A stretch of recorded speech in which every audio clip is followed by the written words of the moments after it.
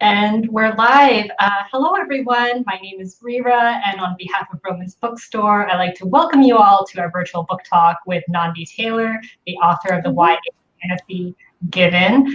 Before we begin, I'd like to go over some quick guidelines. This event includes a Q&A, and if you would like to submit a question, just click on the Ask a Question button at the very bottom of the screen.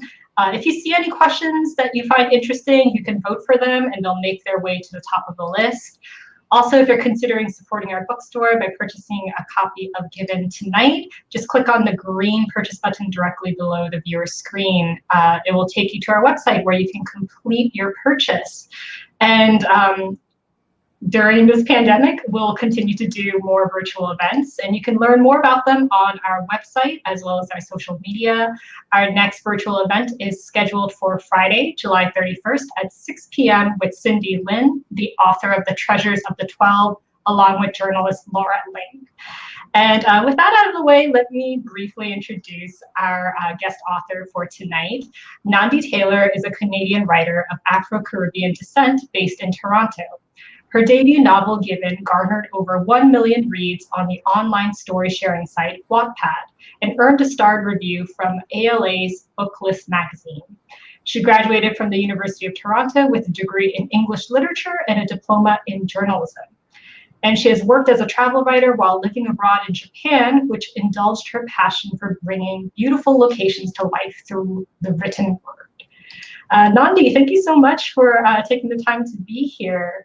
Thank you. Thank you for having me, Rira. And I'm really excited to talk to everyone today about Given. So let me give you a little bit of background on the book first. It's fantasy romance, and it's the story of an island princess. Her name is Yeni, and her father is very ill, and she's desperate to find a cure. They can't find anything in their homeland, so there have been rumors that this illness has appeared in an empire to the north. So she goes abroad trying to find this cure for her father. And while she's there, she encounters, culture shock, prejudice, but also a shape-shifting dragon named Weish who claims that they are given or destined soulmates. And that goes about as well as you would expect. So the story is all about the two of them growing and learning, and it's really about coming into themselves and coming to terms with the reality of adulting, I guess I want to say. And so I really enjoyed writing this because it was the type of book that I always wanted to read as a kid. I loved fantasy, and I could read a book a day of fantasy easily. But while I loved fantasy, the fantastical worlds that I was getting lost in, the escapism of it, I wasn't seeing a lot of fantasy that reflected myself. There were hardly any characters of color, and especially Black characters, and especially Black women and Black girl characters. So I decided from a young age that I wanted to write fantasy, and I wanted to write fantasy with Black protagonists, especially Black girls. So that's what I've done here with Given. I just want to read a passage. This is from about chapter 3, and it's when the princess and the dragon first meet. Okay, so without further ado, I will get into it. 4 guards stood in front of a large archway made of pale stone and decorated with flowery crescent carvings. It was part of a high wall that stretched off to either side of the docks, cutting off the wooden boardwalk. The guards seemed to let most people through, but when Yeni's turn came, one of them put out a gloved hand and stopped her. "Hold, your business?" he demanded, a wiry beard parting to reveal his mouth. "Hello, I'm here to apply for admission to Previn Academy for Battle and Magical Arts," said Yeni. Another guard, younger, with big ears that stuck out from either side of his head like those of a rodent, glanced between Yeni and a sheet of paper, scribbling furiously with what looked like a bird's feather. Even as the 2 others continued to wave people through, her interrogator turned and spit whatever he was chewing in the grass. "Where are you from, huh? Dressed like that? One of the islands?" The Moonrise Isles," said Yeni. Please, she'd remembered the Crussian name for her home in time. All 4 sets of eyebrows shot up. "Huh," said the bearded guard. "Well then, welcome to Imperium Centre.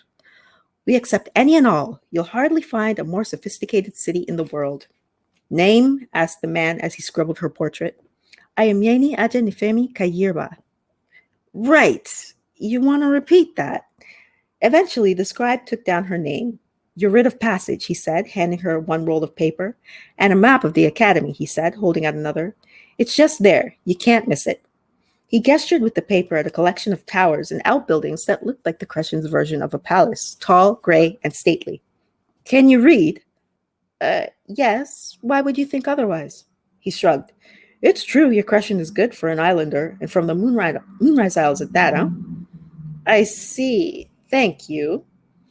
Yenny knew he was trying to compliment her, but something about his statement made her uncomfortable. He opened the map. "Right then. I'm an alumnus of Previn myself, you know. Registration is at Bertrand's East. It's right next to the bell tower here." He drew a circle on the map and handed it to her. The bearded guard pointed at her weapons. "Arms are allowed in the city, but don't go making trouble, or the peacekeepers will be on you in half a second." Do I seem like the type to cause trouble?" Yenny asked, confused. "Just a warning," he said. "That's it then. You're free to go." Yenny nodded and stepped through the arch. She soon found herself caught up in the crowd moving north from the docks, and the sights of the city around her drove all thoughts of the uncomfortable encounter with the guards from her mind. Kresh was so different from home. So much of everything was columns and rows, rows of pastel houses, tall, skinny, and pointed, rows of intersecting streets paved in slick, smooth stone, rows of people, rows of carts, rows of trees planted just so. Yenny longed to wander down the lanes and alleys, to peek into every glass window, to discover the source of that syrupy scent teasing her nose. But she had a mission. She fixed her gaze firmly on the tall, sprawling compound in the distance and soldiered on. Excitement and nerves fluttered like butterflies in Yenny's chest. Crescent architecture soared around her, all height and pillars and hard, sharp angles.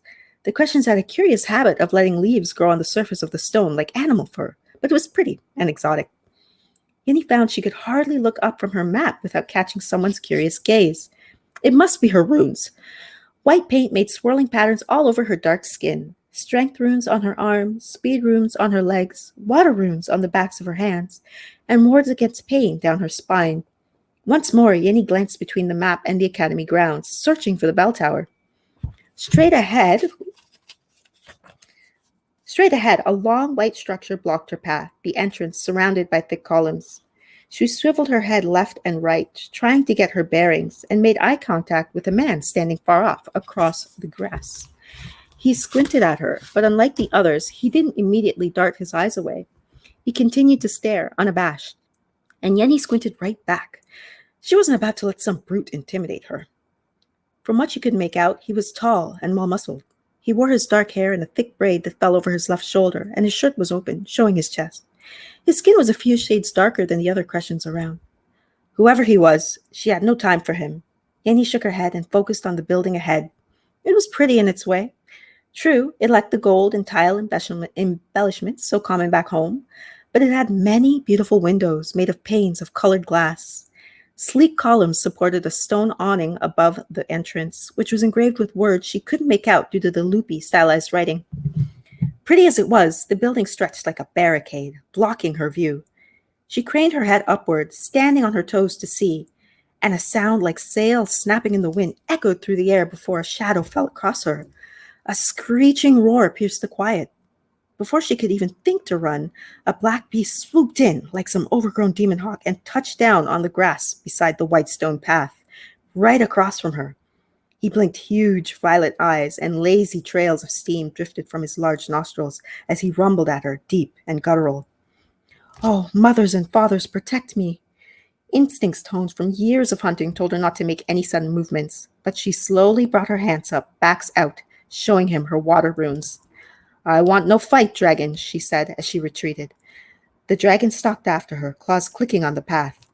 Her back hit rough stone, an outbuilding of some kind, and the dragon stopped as well. She kept her shaking hands before her, but hesitated to attack. The beast didn't plan to kill her. The master's rune gave no such warning, but that could change in an instant. He seemed more curious than anything, and she didn't want to antagonize him. He turned his long, scaled head to the side and regarded her out of an eye as big as her palm, the slitted pupil a dark, elliptical disc floating in amethyst. Though adrenaline flooded her veins and her muscles tensed to run, she couldn't help thinking that the dragon before her was even more stunning than the one she'd seen flying into the city, maybe even more beautiful than the Nne on the plains at home. She marveled at how his scales flashed from black to violet in the sun. What do you want with me? She demanded. A gleaming claw shot out at her. Yenny dove and rolled to the right, straight into the hard scales of the creature's tail. She jumped up even as the dragon curled leisurely around her, sinuous and deadly. Yenny whipped her hands up and unleashed twin jets of water at the beast. He snorted and flicked out a pink lizard's tongue, lapping at the water. Mothers and fathers, water does no harm. The dragon lay flat, still eyeing her, his body a wall of scales. Tall, regal horns curved up and back from his head. Yenny's stomach was a twisted knot of nerves, yet she heard no screams, no shouts, no indication that anyone else noticed the grumbling beast surrounding her. She'd seen students everywhere coming and going, and though a few spared curious glances for the unfolding drama, none stepped in to help her, not even the man who'd stared her down so boldly moments ago. The dragon turned. Yenny flared her speen roots and dove, but too slowly, and a forked tongue slid through the rough and wet against her thigh. The dragon jerked his head up, twin plumes of smoke hissing from his nose, and nimbly jumped to his feet like a fleet cat, rising up to more than twice her height. Then he turned away from her, opened his bat-like wings, and flapped them, fanning her with heat. He took off with a screech, flashing purple and black as he soared into the azure sky. For 2 heartbeats, Yenny stood stunned, watching the beast disappear. Then she grabbed the straps of her back satchel and ran, like an emerald leopard was on her heels. Okay, so that is how our dragon and our princess first meet. If you have any questions, I'd love to hear them. Reba, are you there? I'm here. Sorry, I had to turn my camera back on. So we talked about this in the green room before the stream started, but our audience is probably curious. How has it been going on virtual book tour? It's such a strange time for authors to be promoting their books, especially the Roaring 20s debut authors. So yeah, how's it been for you? It's been, like I said, my book debuted in January, so I got to do a couple of in-person signings and meetups, and my launch was in person, which I'm really grateful for. But it's been an adjustment. There's good and bad. I guess the good is that I can do more things that I wouldn't have had access to, such as this, right? Because I'm not in California. But the bad is you really do miss that kind of connection, the human connection and the sense of celebration that you get when you can actually see the people that you're reading to, and then talking to people one-on-one after and signing their books and things like this. So I do hope that that's something that we can get back to sooner rather than later. And you had mentioned earlier that you had a virtual book club with younger readers. How has it been hearing feedback from your primary audience? Because scary, because they're the ones I care about the most, right? And they're the ones who are the most likely to be honest. Like you said before, the book started out on Wattpad, so I'm used to getting feedback from the core audience. Now, the nice thing about Wattpad is the readers there tend to be overwhelmingly positive compared to the rest of the internet. So it was great to get that feedback. And I even could incorporate that into my edits. With this book club, though, it's after the book is done, right? So there's nothing I can change. But luckily, all the girls that I talked to, they seem to really like it. And they had some great questions for me as well. Out of the mouth of babes, sometimes they come up with some really interesting and thought-provoking questions. And the kids are all right. We're going to be fine. They're really smart. What was one question that you remember that left an impact on you? One was if the book was inspired by anything personally in my own life.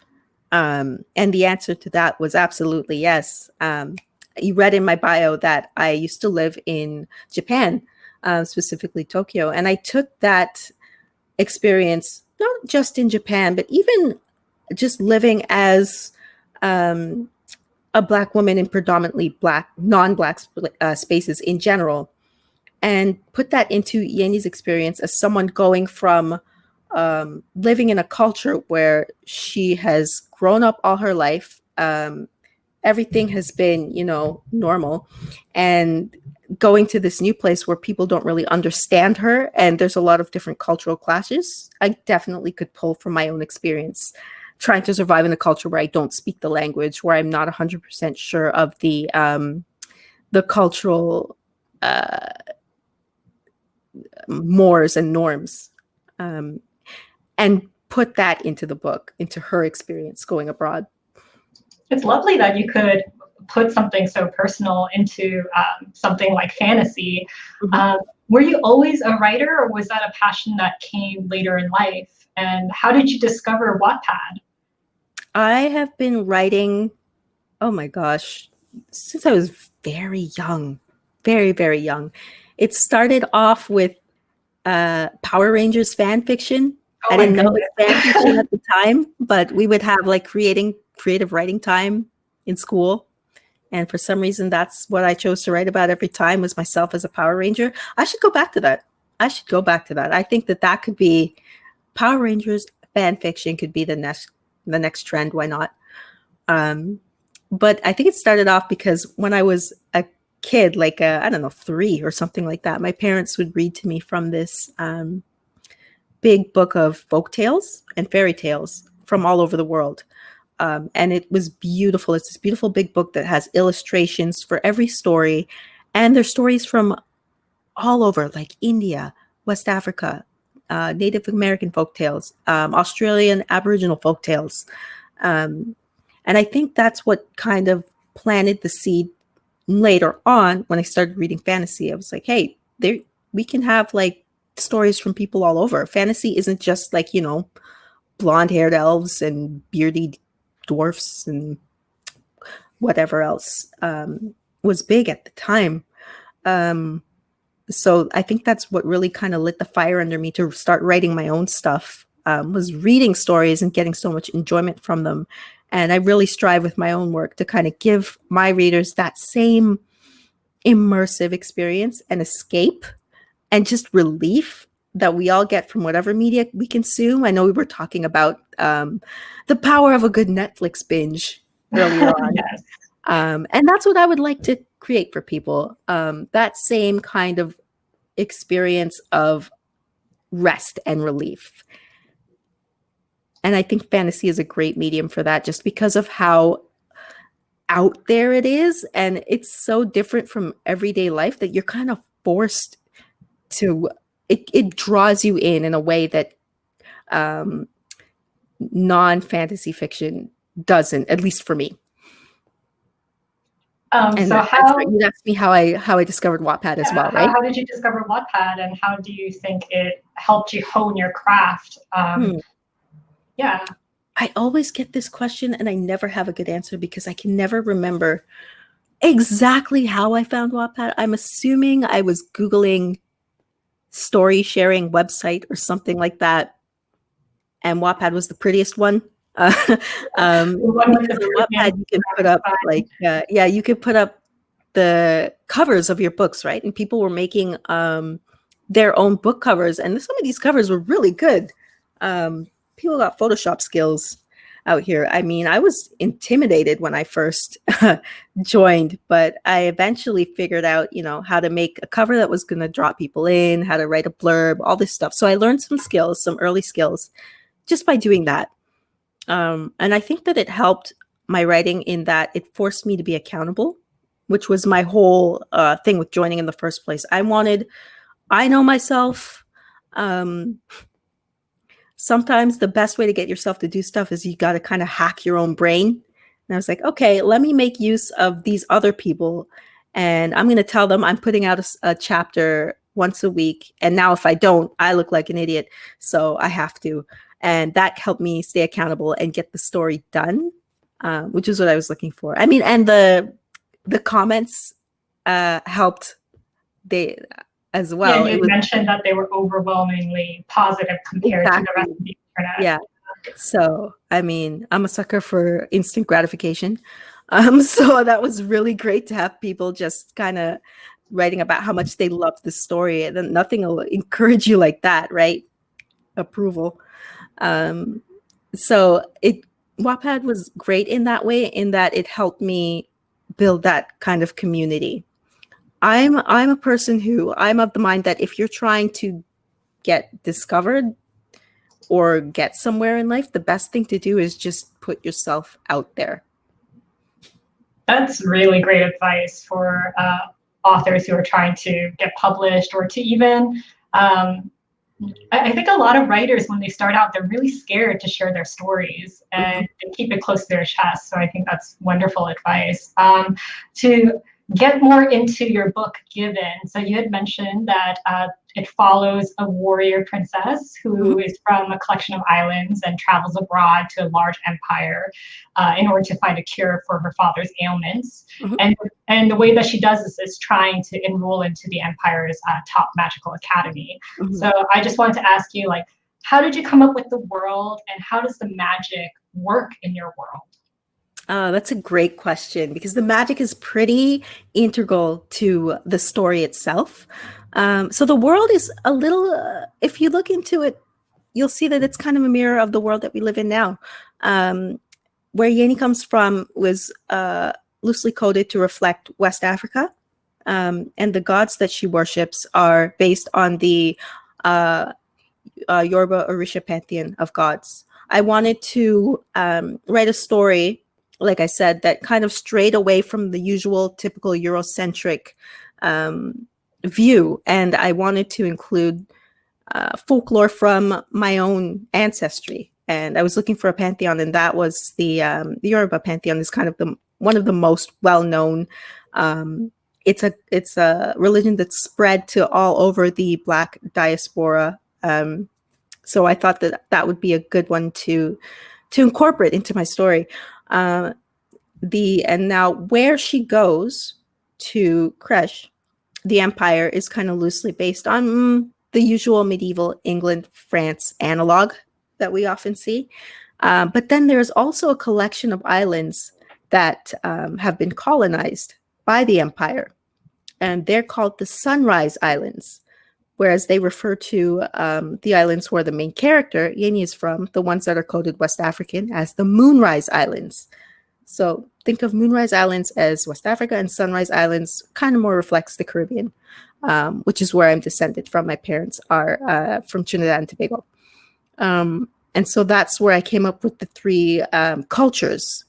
Now the magic, I used that almost to kind of create a political statement, if you will. Yeni's very good at her own magic called rune lore. And that's done through taking paint and painting runes all over the body, and then using them to, as I read earlier, perform magic, like things like running faster, super strength, dulling pain, shooting water or fire. But in this empire of Kresh, magic is done in a way that we're more used to seeing in media, which is through like saying a spell, or so you have to memorize these spells, and that's how you do magic. And without spoiling the story, she has a lot of trouble with this way of doing magic because it's not what she grew up with. And because of that, she runs into some issues where some people think she's not as intelligent as she is, but reading her, you'll see that she's quite an intelligent human being. It's just that she doesn't have the same education, which is something you often see when it comes to things like standardized testing. Is it standardized for everyone? People are getting different educations, things like this. So I do deal with some social issues like that in this book. But it's also a fantasy romance. So I do, like I said, also want people to kind of get invested in the story and in the characters while they are learning something about the world around them. Yeah, it's wonderful that you brought in like your roots into the fantasy world. While things have been getting better in publishing when it comes to supporting diverse stories by own voices authors, it's great to be seeing more fantasy novels that are inspired by other cultures, like you said. Can you just give us your 2 cents on this growth of own voices fantasies, and how do you think publishing can improve when it comes to promoting diversity? I'm happy to see it. I've often said that even as early as 5 or as recent as 5 years ago, you would not have seen the book covers that you're seeing today. And to be honest, when I first started uploading my story, I was even afraid, not afraid, but nervous about putting a Black character on the cover for fear of alienating other readers who thought, oh, this is a Black book for Black people. And I think that that's changing. We're seeing a lot more books that are featuring characters of color on the cover, which I'm happy to see. But of course, there is still work to be done. Every year there's a survey put out. I cannot remember for the life of me who it's by. Do you know? Lee and Low. Excellent, yes. That kind of states how much representation is being shown to different groups of people. And it's very clear from the survey that we still have a way to go. I think one thing a lot of us have been saying and has been underscored by the recent kind of Black Lives Matter movement is that we need to see more people of color in positions of power and positions of gatekeeping within publishing. And that's where you're going to see the real change start to happen, because I think we're still a little bit in an area where we're kind of picking and choosing which stories deserve representation and coverage and which don't. As we're still kind of working with this mentality where, okay, there can only be this many books featuring Black characters this year, and this many books featuring Asian characters this year, and this many books featuring a queer romance this year. And I think we need to break out of that mentality. There shouldn't be a limit. It should be, if the books are resonating with people and people are asking for this, which they are, we've seen very clearly, we should be giving it to them.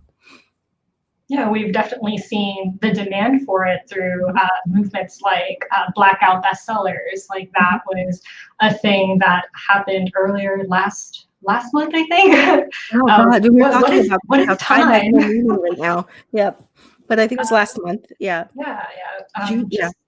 Just seeing like the demand for it and publishing actually listening, that's been really encouraging. This is just a random question. Did you use a Pinterest board to help you visualize elements, or did you have like a Spotify playlist when you were writing your book? I did not have a Pinterest board. I did have music though. I listened to a lot of Afro beats writing part of this. I would also listen to like movie and video game scores that had very like swelling European music for the parts that were set in Crash. It was just about finding the mood mood music that kind of flips that switch in your brain to say, okay, we're here, we're in this world now.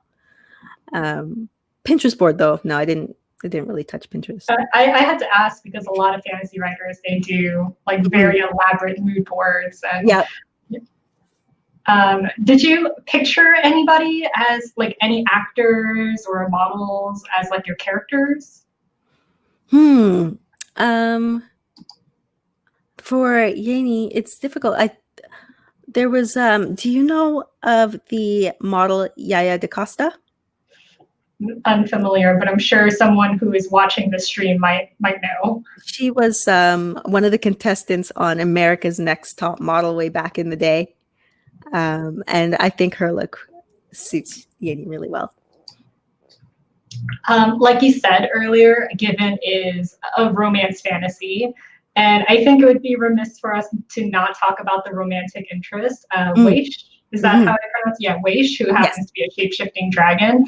Can you tell us a little bit more about how you went about developing Weish and any romance tropes you tried to break or to switch up? So at the start of the book, it's probably going to seem like Weish is the typical alpha male character that we find in a lot of romance books that says it's my way or the highway. Very quickly, it becomes apparent that he's not very alpha at all. he he I enjoyed writing him, and I enjoyed torturing him a little bit. I'm not gonna Oh, lie, yeah. because Yenny does not put up with any of his crap. I'm not sure how much to say without giving away too much of the story. But what I liked about writing him is the fact that it's not only her calling him out, it's his friends as well. They're like, you're kind of being a big idiot right now. And he eventually comes, I don't think this is giving too much away because it's a romance and it's all about growth. So he does grow and change, but of his own accord. It's not so much at the expense of the heroine that he comes to his realization. It's because I guess the goodness was in there all along. He just kind of needed a little push. So I enjoy kind of breaking that trope where the change comes at the romantic heroine's expense. And also just in these books that I've read, the friends never have anything to say, you know? They're never like calling out the dude on his nonsense. And I was like, let's put a friend in there who kind of is almost like the audience and saying things to him that we wish that we could say. Yeah, I've never noticed that before, that the friends don't really say anything when it comes to like romance stories. Do you have a favorite romance trope or a favorite fantasy trope? Romance trope. People are talking about this a lot these days. Whether they love, friends to lovers, enemies to lovers, fake dating. I think I'm a good fan of an enemies to lovers, I think. Enemies Like to this lovers. one. It's a classic for a reason. So is Given going to be a series, or is it just a standalone at the moment? At the moment, it's a standalone. I do have ideas for another book in the series, but it's a lot to put together. So I've kind of put that on hiatus right now. But there are ideas that I have that I could potentially make into another book. And are you working on like a different series right now? Like what is on your plate right now in this weird time of Yes, right now I'm working on short stories. Oh, so I'm fun. getting some short fiction published because short stories are almost harder to write in a way than a whole novel. I think other people have said this as well, because you need to fit a lot of information into a much smaller amount of surface area, if you will. And that's a skill. Hats off to anyone who can write short stories, because I'm not the best at it, but it's something I really want to get better at. And I would love to get some short stories published because it's a good way to explore a new idea without having to devote a year to it to turn it into a whole book. Well, I'm really looking forward to seeing it once it comes out. Do you have any book recommendations for readers out there who enjoyed Given, or do you have any like personal fantasy novels that you really like in general? Yes, everyone, please read the other fantasy books by lovely, amazing Black authors that are coming out this year. I just finished A Song of Wraiths and Ruin by Roseanne Brown, which recently hit the bestseller list. So that's definitely one you want to check out. Fantastic story. Again, enemies to lovers. Basically, these two characters are fated to kill each other, but they fall in love. So that's quite the conundrum. And then I also just finished reading Raybearer by Jordan Ifueko, another fantastic fantasy book that's got a lot of Nigerian and West African elements to it. And that's the story of a girl who becomes part of, her mother sends her as a spy to go and kill this emperor, right? But the only way that she can kill him is if she comes to love him. So it's another one of those, how do you kill somebody that you love?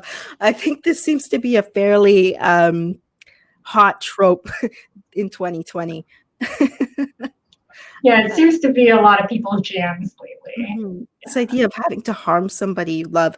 It's a very classic conflict, and I don't get tired of reading it because I never know every time how they're going to get out of doing this. So this is a random question. You used to be a travel writer, and clearly right now no one is able to travel. If you like, once travel becomes a thing that people can do again, is there a place that you want to go to? Like, I really want to go back to Tokyo.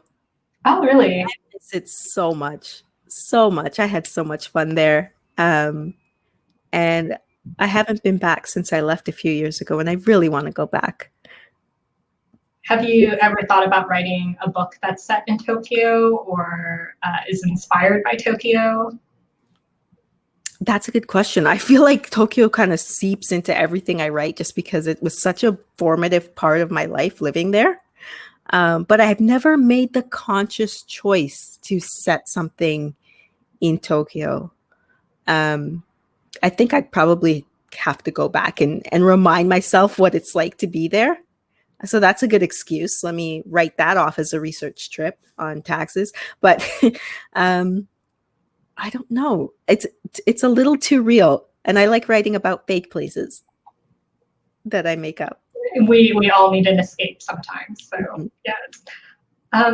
Do you remember the first book that made you feel seen, made you feel represented?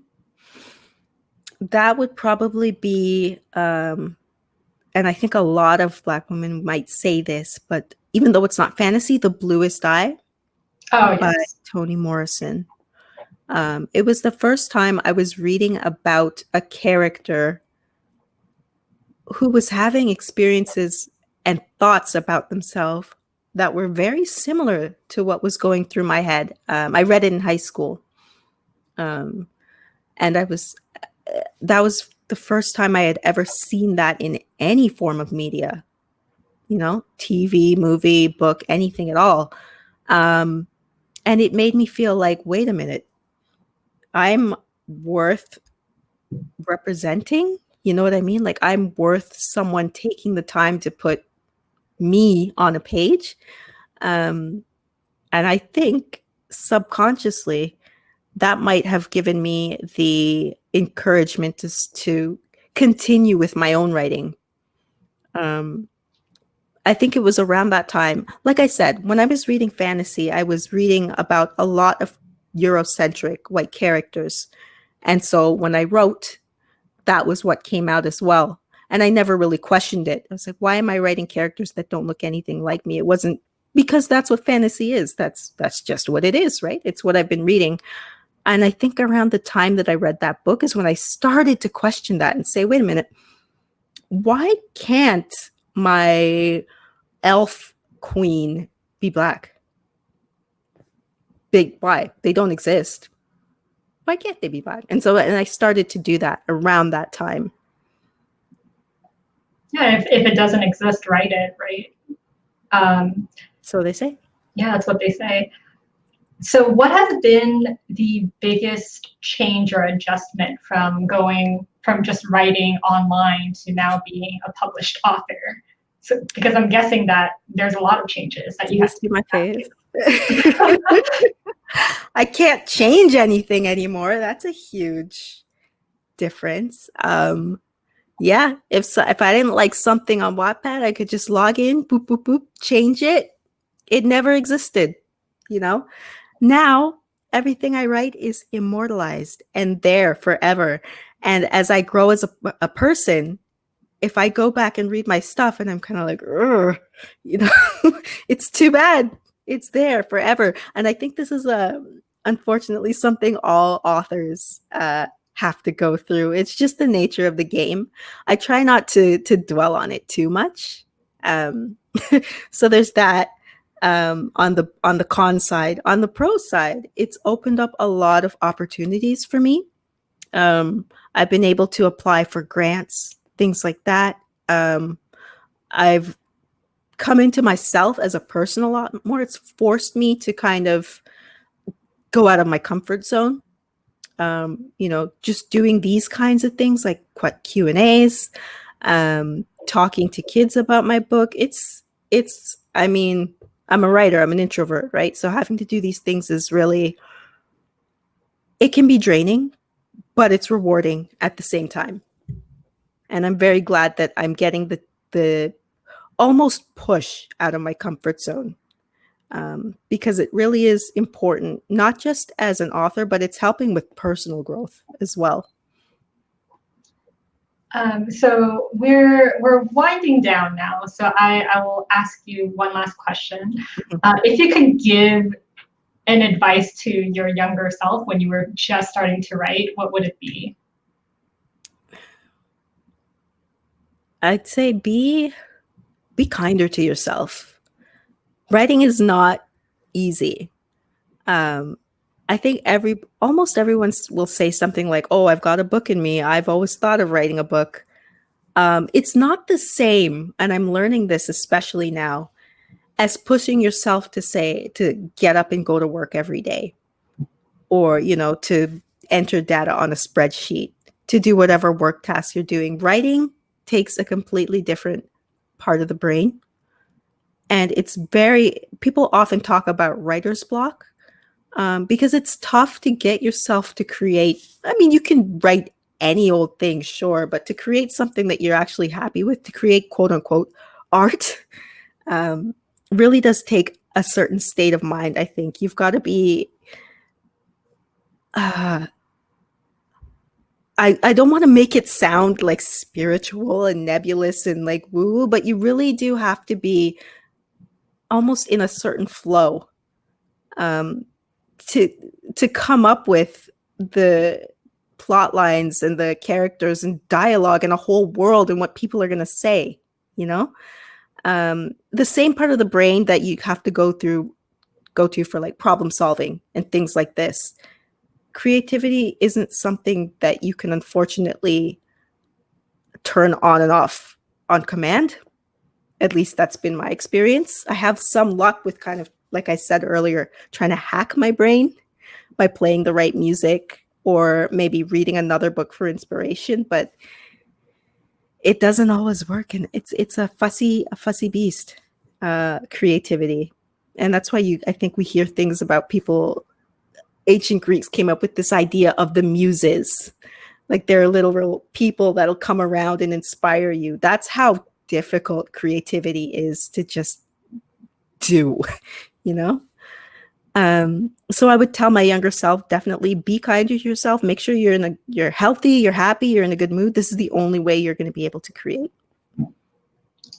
That's wonderful advice. And also, I guess another advice is to always proofread your work before submitting it. So always proofread your work.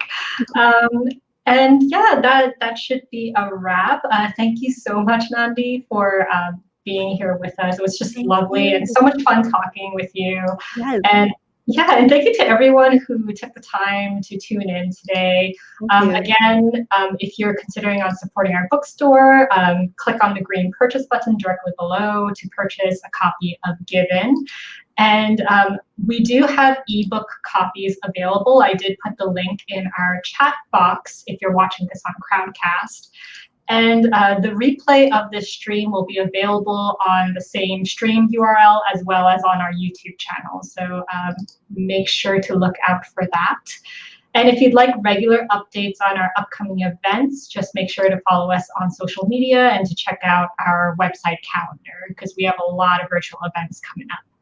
And with that said, thank you again, Nandi, and have a great, the rest of your book tour. I don't know if you have any more events after this, but congratulations again. Thank you. Take care. Bye-bye. Bye.